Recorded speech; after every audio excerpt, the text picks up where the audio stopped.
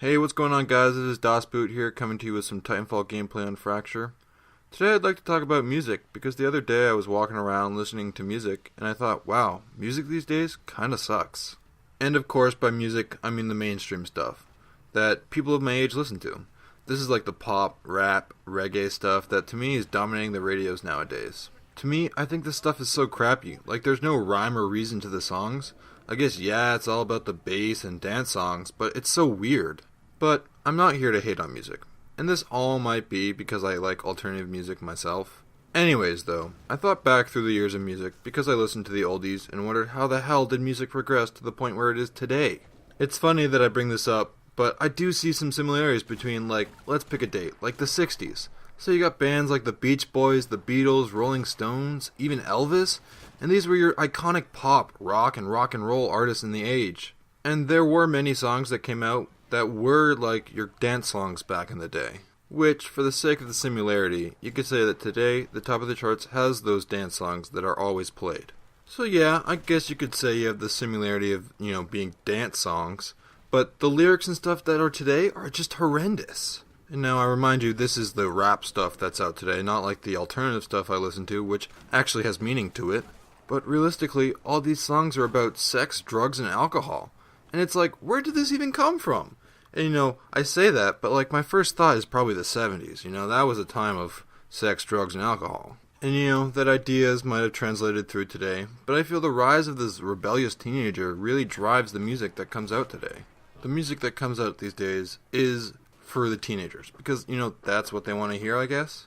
But the songs these days are so direct and just like, have no sense of like, reason behind them, and they're just like, really just like, I don't know, I feel like they're just dirty.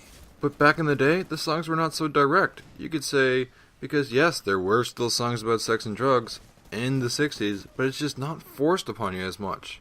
And to me, being forced upon all this stuff, I feel like ruins the point of music in the first place. Like if you even want to say, you could go all the way back to classical music where it's just instruments, you're just getting that rhyme and rhythm of the instruments and the sounds they're making, and you don't even need words, and yet music has a bigger importance in classical music than what I hear today on the radios. I could do without this senseless jibber jatter about, like, your girlfriend and how you, like, oh, I don't know, it's just so dumb, and I feel like music really needs to change, and, like, what's going to go on in the future? Like, how does music progress on from here? Like, we already set the boundaries of having it up in your face about sex, drugs, and alcohol, and it's like, where else are we going to go? Are we going to go back to the phase of classical music, or are we going to continue with this phase and, kind of transfer more into that techno? And, I think that's very sad because, to me, classical music actually is very soothing.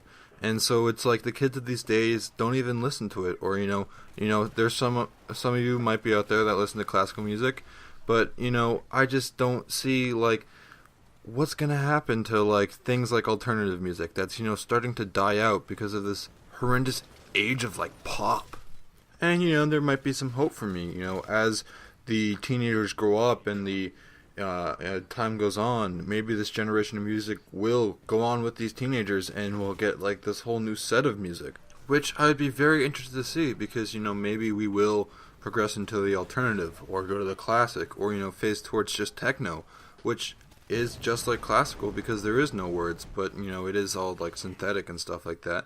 But I kind of want to see where music goes on with as time goes on, how things change. Like, I think that's pretty interesting to think about. But there always will be this mainstream genre, and we kind of have to accept that.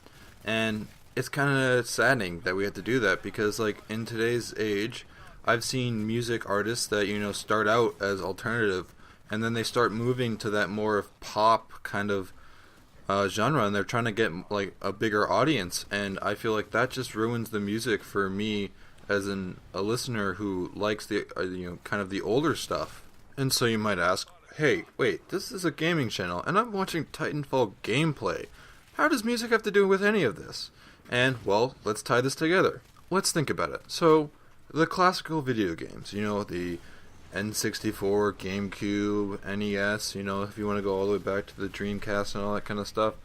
Like, when does it get to a point that the generation that is alive today playing the video games, the teenagers, don't remember playing those? And like, will those classical games be forgotten, or will they still linger in the future?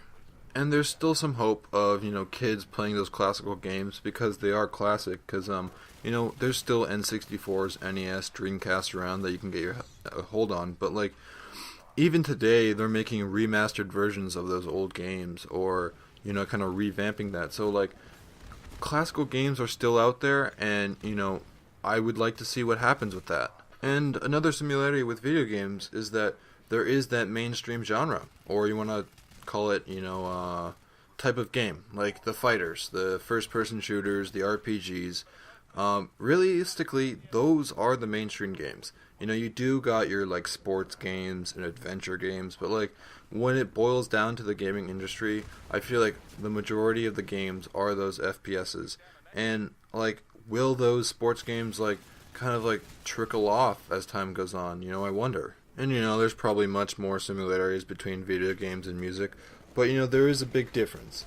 Because that classical age of video games does play a really positive effect on video games today, where back in the day that music, might have still played that positive effect on music today, but I just feel like music kind of just, like, it's different. Video games, you can build off each other.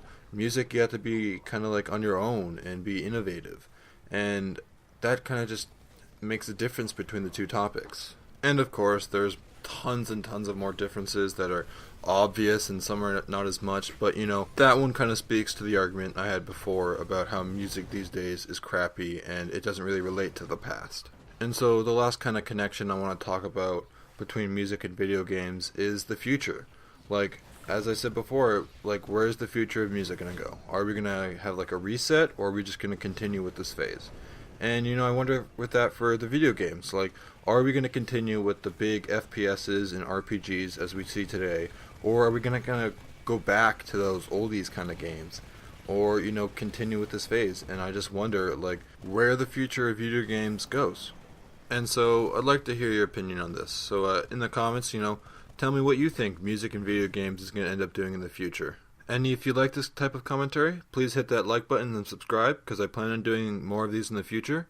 So tune in next time for more. Das Boot out.